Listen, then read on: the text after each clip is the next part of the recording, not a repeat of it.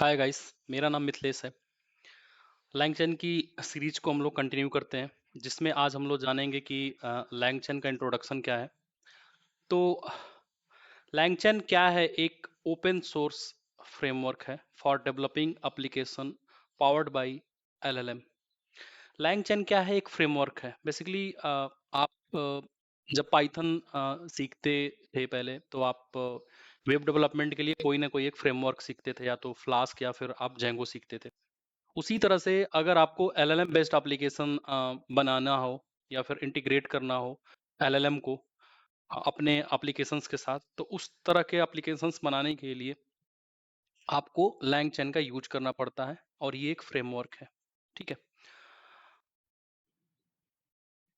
LangChain is a framework used to build AI applications. LangChain framework का use किया जाता है बिल्ड करने के लिए AI एप्लीकेशंस। जैसे अगर आपको चैटबॉट बनानी हो, या फिर क्वेश्चन आंसर सिस्टम बनाना हो, या फिर ऑटोमेशन टूल्स बनाने हो जिसमें आप AI एजेंट्स वगैरह का यूज कर सकें, वहाँ के लिए आपका LangChain फ्रेमवर्क यूज होता है। It work with LLM like open AI GPT। हम करते क्या हैं कि अपने एप्लीकेशन को इंटीग्रेट कर देते हैं एलएलएम के साथ। वो एलएलएम आपका ओपन एआई का जीपीटी, जिसको चैट जीपीटी हम यूज कर रहे हैं, जैसे तो जीपीटी 4 हो गया, या फिर 3.5 हो गया टर्बो लाइक, या फिर आप जेमिनाई का यूज कर लिए। तो इस तरह के एलएलएम को हम अपने एप्लीकेशंस के साथ इंटीग्रेट कर देते हैं एआई एप्लीकेशंस बनाने के लिए। इसी में आपका ये हेल्प करता है लैंगचैन फ्रेमवर्क। और क्या क्या आप हेल्प करता है ये LangChain framework? Help you use AI models. LLMs को कैसे आप यूज करेंगे अपने एप्लीकेशन में, इसके लिए आपका ये हेल्प करता है।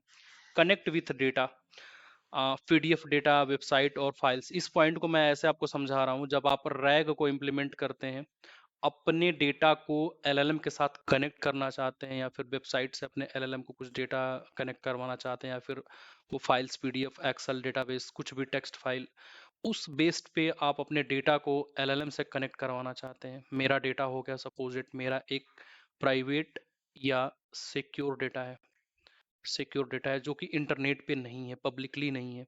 इस अपने डेटा को मैं एलएलएम के साथ कैसे इंटीग्रेट करूंगा?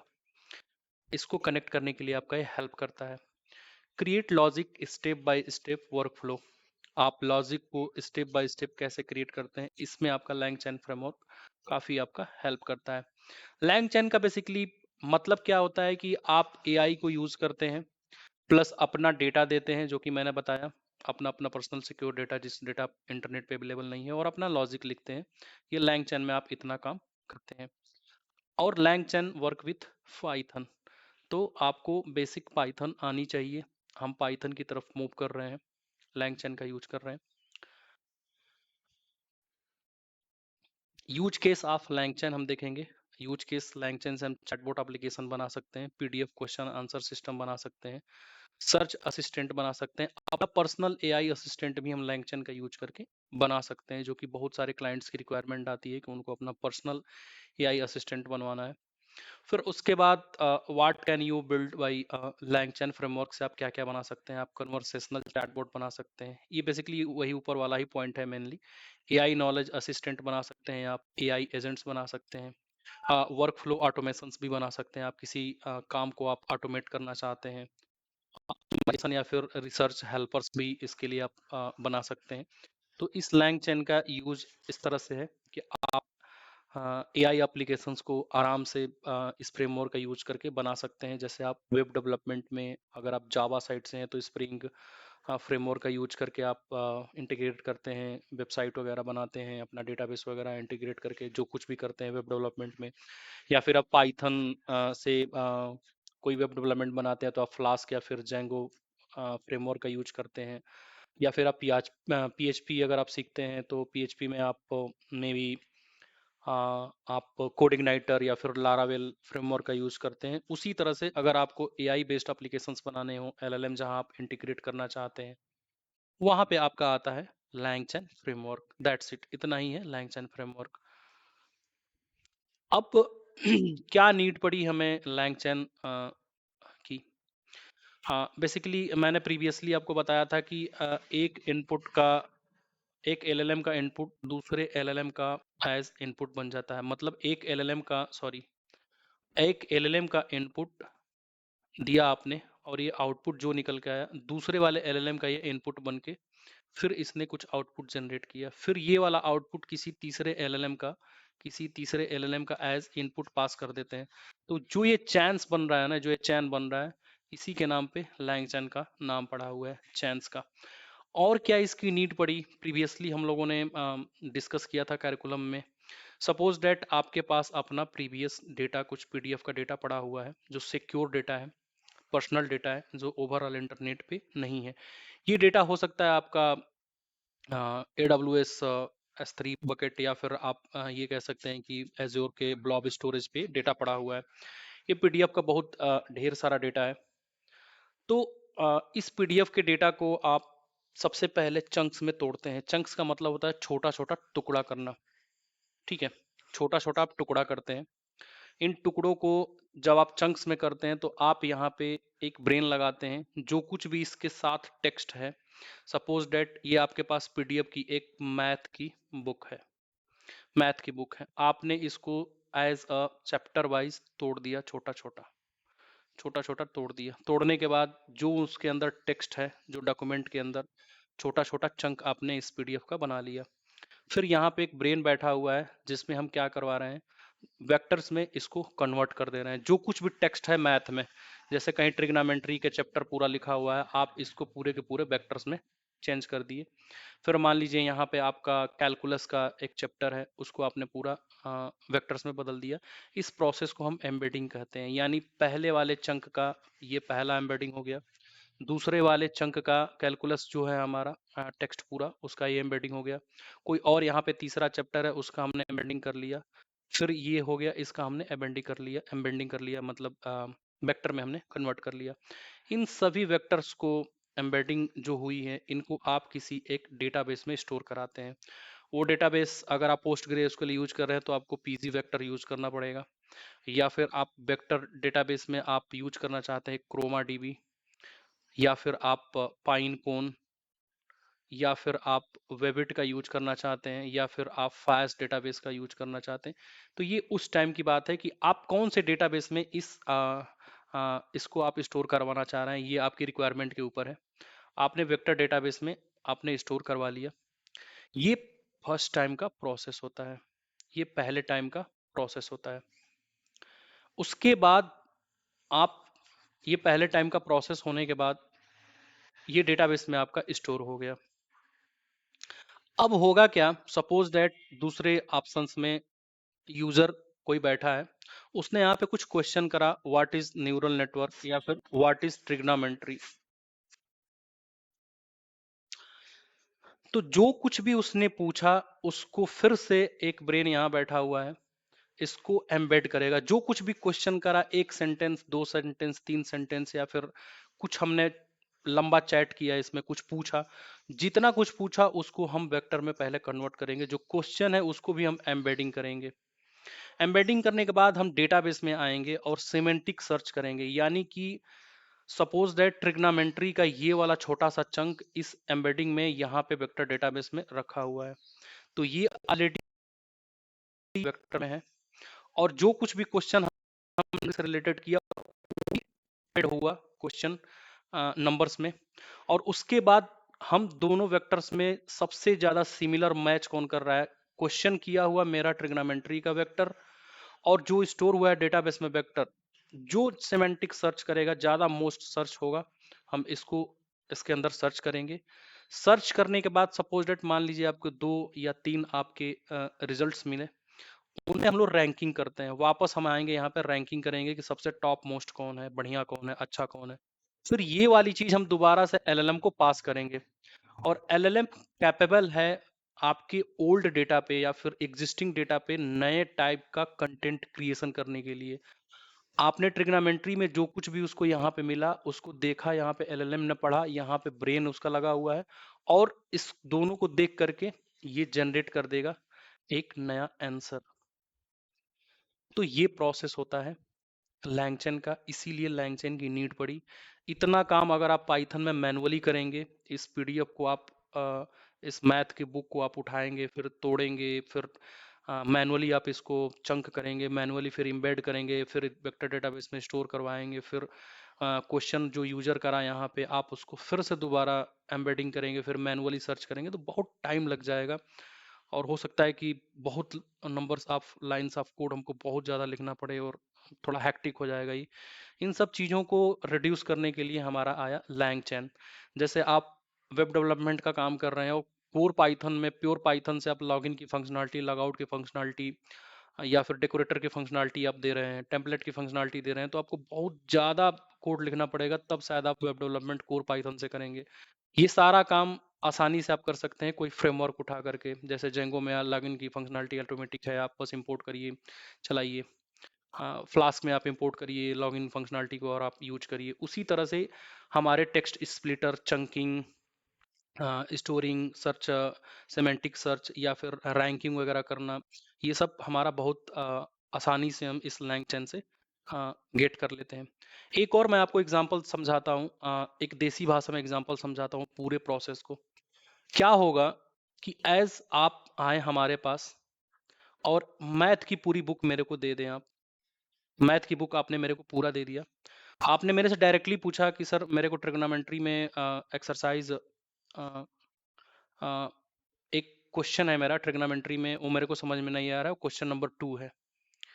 मेरे को आपने मैथ बुक दे दिया बस इतना, और इतना आपने पूछ दिया कि मेरे को ट्रिग्नोमेट्री का ये चीज़ समझ में नहीं आ रहा है। तो मैं क्या करूँगा, इस किताब को खोलूँगा और ट्रिग्नोमेट्री चैप्टर में जाऊँगा। पहला काम कि ट्रिग्नोमेट्री चैप्टर में जाऊँगा, उसमें क्वेश्चन आपका जो कुछ भी आपने दिया है सर्च करूँगा। फिर उसके बाद जो क्वेश्चन आपने करा है उसका मैं रिस्पॉन्स आपको दूंगा। तो इतना करने में मेरे को टाइम बहुत ज़्यादा लग जाएगा।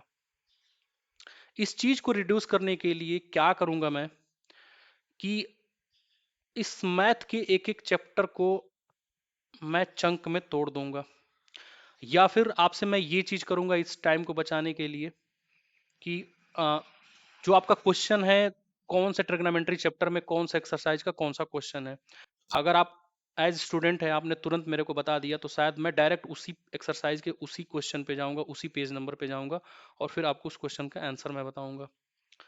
ये सारी प्रोसेस टाइम को बचाने के लिए, डायरेक्टली अगर आपने मैथ की बुक दे दी, क्वेश्चन कर दी, तो टाइम इसमें बहुत लगा। आपने प्रोसेस पूरा बता दिया तो मैं झट से उसको तुरंत करके आपको दे दिया। इसी तरह से सेम थिंग हम करते हैं अगर किसी मॉडल को हम, एलएलएम को हम अपने डेटा पे ट्रेन कराते हैं, तो हम क्या करते हैं कि अगर कोई भी हमारे पास बुक हो टाइम बचाने के लिए, मैथ की ही बुक पे अगर मान लीजिए हमने ट्रेन करवा रहे हैं अपने मैथ की बुक पे, वो मैथ की बुक पब्लिकली नहीं है और इस पे मैं अपने एलएलएम को ट्रेन करवा रहा हूँ अपने डेटा से या फिर अपना सिक्योर पर्सनल डेटा है, तो मैं उसको चंक में तोड़ूंगा। यानी ट्रिग्नोमेट्री का चैप्टर अलग तोड़ूंगा, कैलकुलस का अलग तोड़ूंगा, फिर कुछ और पार्ट है उसको मैं, जैसे नंबर सिस्टम हो गया, उसको अलग तोड़ दिया, चंक में तोड़ दिया यहाँ पे। क्लियर है?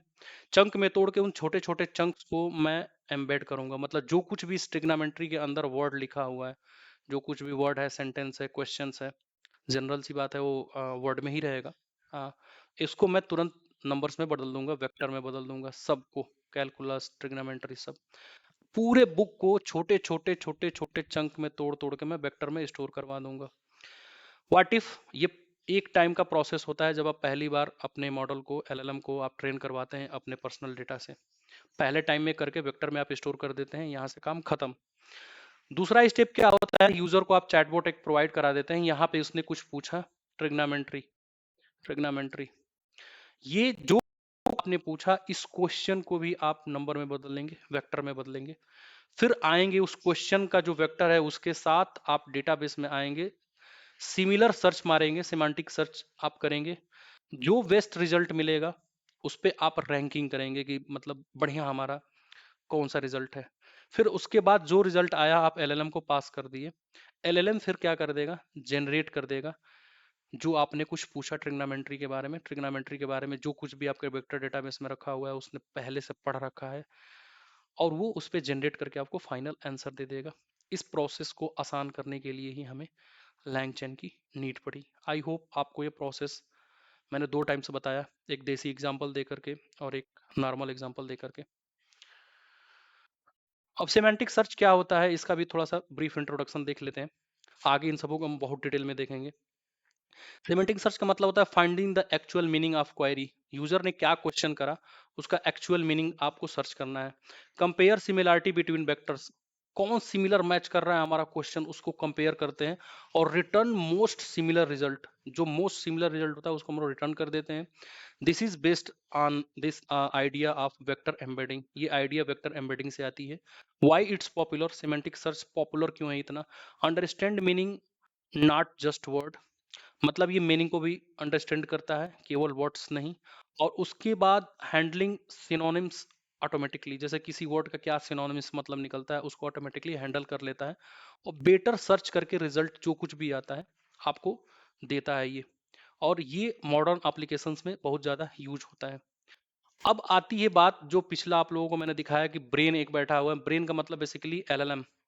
ये जो आपको ब्रेन दिख रहा है जो कन्वर्ट कर रहा है आपके आंसर्स को, जो भी वेक्टर्स आप क्वेश्चन कर रहे हैं उसको वेक्टर में बदल रहा है, वेक्टर्स का कुछ आ रहा है उसको वो टेक्स्ट में बदल रहा है। तो ये क्या है, ये अंडरस्टैंडेबल है कि क्या इससे पूछा गया है।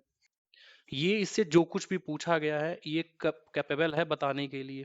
मतलब सबसे पहले ये अंडरस्टैंडिंग है कि यूजर ने क्वेरी क्या करा, व्हाट इज ट्रिग्नोमेट्री, मैंने क्वेरी करा। तो ये इसके पीछे लगा हुआ है एनएलपी, नेचुरल लैंग्वेज प्रोसेसिंग, जो हम आम बोलचाल की भाषा में बातचीत करते हैं, इसके पीछे एनएलपी लगा हुआ है। नेचुरल लैंग्वेज अंडरस्टैंडिंग इस ब्रेन में लगा हुआ है, जो हम क्या इससे पूछना चाह रहे हैं उसको अंडरस्टैंड करे। अंडरस्टैंडिंग करने के बाद जो कुछ भी इसको वेक्टर डेटाबेस से मिले वेक्टर्स सिमेंटिक सर्च में, उसको फिर से दोबारा जनरेट कर दे। तो दूसरा इसका काम, पहला काम तो ये होता है, ब्रेन हमारा नेचुरल अंडरस्टैंडिंग को समझता है, नेचुरल लैंग्वेज प्रोसेसिंग के लिए कैपेबल है। उसके बाद जो कुछ भी पूछा कंटेक्स्ट उसके लिए अवेयर है और टेक्स्ट जनरेट कर देता है based on existing content, text या डेटा। जो कुछ भी उसको मिला उसके बेस्ड पे टेक्स्ट जनरेट करने के लिए कैपेबल होता है। इस दिमाग का यही काम है, जो आपने पूछा उसको समझा using NLP, NLU, natural language processing, natural language understanding. उसके बाद जो कुछ भी उसको कंटेक्स्ट मिला एज अ वेक्टर, उसको उसके बेस्ड पे वो जनरेट कर दिया आपका डेटा एग्जिस्टिंग कंटेंट पे। आई होप क्लियर है आपका। बेनिफिट्स क्या क्या हैं लैंगचैन के, अगर हम लैंगचैन सीख रहे हैं तो हमको बेनिफिट्स क्या क्या मिलेगा इस चीज़ का। तो कंसेप्ट्स आप लैंगचैन का यही है कि इसके थ्रू हम पाइपलाइन आसानी से इंटीग्रेट कर सकते हैं, मल्टीपल टास्क करवा सकते हैं और मल्टीपल कंपोनेंट्स का हम यूज कर सकते हैं। जैसे मैंने आप लोगों को बताया कि सपोज डेट आपने कोई इनपुट पास किया, कोई इनपुट आपने पास किया एक एलएलएम को, ठीक है। पलट के इसने जो कुछ भी आपको आउटपुट दिया, फिर ये आउटपुट किसी दूसरे एलएलएम में हम एज इनपुट पास कर दिए। तो यहाँ पे कंसेप्ट आप चांस आ रहा है, इसी को हम पाइपलाइन के थ्रू एग्जीक्यूट करते हैं कि मतलब एक एलएलएम का जो आउटपुट आया दूसरे एलएलएम का एज इनपुट पास कर देंगे, फिर अगले वाले का जो आउटपुट आएगा अगले वाले एलएलएम में एज इनपुट उसको हम पास कर देंगे। ये एक पाइपलाइन हमारा बनता है। फिर उसके बाद हमारा आता है सेकेंड पॉइंट इसके बेनिफिट में कि मॉडल एग्नोस्टिक डेवलपमेंट हमारा होता है इसमें, कि यूज एनी एलएलएम मॉडल। जरूरी नहीं कि आप एक ही एलएलएम मॉडल को यूज करें, you need one line code change. Suppose that what if क्या होगा कि आपने अपने एप्लीकेशंस को, जो एआई बेस्ड अपने अपने एप्लीकेशंस बनाया, आपने जीपीटी 4.1 का यूज कर लिया, 4.1 का यूज कर लिया एलएलएम मॉडल को। अभी के टाइम में सपोज डेट मैं मान लेता हूं कि इसका एक टोकन अगर आप यूज कर रहे हैं तो खर्चा आपका आ रहा है जीरो जीरो दशमलव 0.00000000001 डॉलर रुपया। अगर आप एक टोकन यूज कर रहे हैं, टोकन का मतलब आप जो कुछ भी बातचीत करते हैं, जो वर्ड्स आप लिखते हैं उसके अंदर, तो 4 वर्ड्स का मिलकर के एक टोकन बनता है, जनरली 4 या 5 वर्ड्स का। तो एक टोकन पे आपको मान लीजिए इतना डॉलर का खर्च आ रहा है जब आप जीपीटी 4.1 एलएलएम को यूज कर रहे हैं आप। अभी फिर से मान लीजिए कोई अदर एलएलएम आ गया, जैसे एंथ्रोपिक आ गया, अभी एंथ्रोपिक आ गया, क्लॉड। अब ये कह रहा है, ये नया नया मॉडल मार्केट में आया, कह रहा है कि अगर आप एक टोकन अगर हमारे से यूज कर रहे हैं तो मैं इसका कॉस्ट बहुत कम कर रहा हूँ। मतलब इसको पॉपुलर होना है, आप जितना जीरो लगा लीजिए, मैं एग्जांपल बता रहा हूँ। तो इस टाइम पे क्या होगा कि क्लाइंट थोड़ा सा ये चीज बोलेगा कि यार जीपीटी थोड़ा सा महंगा पड़ रहा है, एंथ्रोपिक थोड़ा सस्ता पड़ रहा है, तो क्यों ना हम एंथ्रोपिक यूज कर लें। तो अब आपका पूरा application chat GPT sorry GPT 4.1 LLM model से आपने पूरा बना दिया है, और इसका कॉस्ट बहुत महंगा है, कोई सस्ता आपको एलएलएम मॉडल आ गया, मिल गया, तो आप एक लाइन का बस कोड चेंज करेंगे, यानी जहां पे आप इंटीग्रेट करें हैं चैट जीपीटी 4.1 को, एलएलएम को, वहां पे आप एंथ्रोपिक को इंटीग्रेट करने के लिए एक या दो लाइन का कोड का आप चेंज करेंगे, और आपका पूरा एप्लीकेशन चलेगा अच्छे से, कहीं कोई दिक्कत नहीं आएगी। तो इस तरह के भी बेनिफिट्स ये प्रोवाइड करता है। कल के डेट में एंथ्रोपी की जगह कोई इंडिया का कोई, मान लीजिए अभी सर्वम एआई पे काम चल रहा है, कोई एलएलएम आ गया जो बोल रहा है कि नहीं मैं तो पूरा फ्री ही दूंगा, इंडिया के जितने यूजर्स हैं इसको फ्री ही एज यूज करें, तब आप क्या करेंगे? ऑब्वियस सी बात है, आप ये डॉलर में पैसा क्यों देंगे? आप कहेंगे कि नहीं भैया मेरे को फ्री में ही चाहिए जब हमको अच्छा रिजल्ट मिल रहा है। उस टाइम पे आप एक लाइन का कोड चेंज करेंगे, दो लाइन का कोड, जनरली आपका पूरा कोड चलेगा, कहीं कोई दिक्कत नहीं आएगी। तो ये भी फीचर्स प्रोवाइड करता है मॉडल एग्नोस्टिक का डेवलपमेंट के लिए। अगला आता है कंप्लीट इकोसिस्टम आपको देता है, जैसे डॉक्यूमेंट लोडर हो गया, टेक्स्ट स्प्लिटिंग हो गई, अपलोडिंग हो गई, तो ये सारी की सारी फीचर्स को आपको पूरा कंप्लीट इकोसिस्टम देता है। यानी जरूरी है नहीं कि आप लोकल से ही ये पीडीएफ डेटा उठाएं, हो सकता है कि वो स्टोरेज पे भी रखा हो, ब्लॉब स्टोरेज जोड़ के, या फिर AWS स्टोरेज पे रखा हो, तो आप हर तरीके का ये इकोसिस्टम प्रोवाइड कराता है। आपका लोकल भी देगा, क्लाउड से अगर आपको लेना है जैसे AWS एज्योर से लेना है तो वहाँ पे आपको कंप्लीट इकोसिस्टम देता है। मेमोरी और स्टेट हैंडलिंग का भी ये कंसेप्ट देता है। तो ये बेनिफिट होते हैं हमारे लैंगचैन के, जब हम लोग लैंगचैन का यूज करते हैं। अच्छा, जरूरी है क्या कि हम लैंगचैन ही पढ़ें? जैसा कि मैंने बार बार ये आप लोगों को बोलते आ रहा हूँ कि कोई फ्रेमवर्क आपको पढ़ना पड़ता है जब आप जेन एआई बेस्ड एप्लीकेशंस बनाते हैं, एआई बेस्ड एप्लीकेशंस बनाते हैं, या फिर आप वेब डेवलपमेंट में जाते हैं, तो आप पाइथन अगर आपको आती है तो आप या तो जेंगो आप यूज करते हैं, या फिर आप फ्लास्क को यूज करते हैं। उसी तरह से एआई बेस्ड एप्लीकेशन बनाने के लिए लैंगचैन का अल्टरनेट क्या है? जैसे जेंगो का अल्टरनेट फ्लास्क है, तो अल्टरनेट इसका लामा इंडेक्स है, हास्टिक है। तो ये हमारे होते हैं। हम इस सीरीज में लैंगचैन को ही कंटिन्यू करेंगे, ये हम नहीं पढ़ने जा रहे हैं। तो फाइनल समरी में हमने क्या क्या देखा, एक समरी है जिसमें हम सब कुछ देखते हैं क्या क्या हमने पढ़ा। तो हमने इंट्रोडक्शन ऑफ लैंगचैन पढ़ा, यूज केस ऑफ लैंगचैन पढ़ा, नीड क्या है लैंगचैन की, जिसमें हम पूरे अपने डेटा को, सिक्योर डेटा को हम अपने एलएलएम में कैसे ट्रेन करवाएं, सेमेंटिक सर्च हमने देखा, बेनिफिट ऑफ लैंगचैन देखा, और अल्टरनेट क्या है इस लैंगचैन का, हमने ये चीज देखा।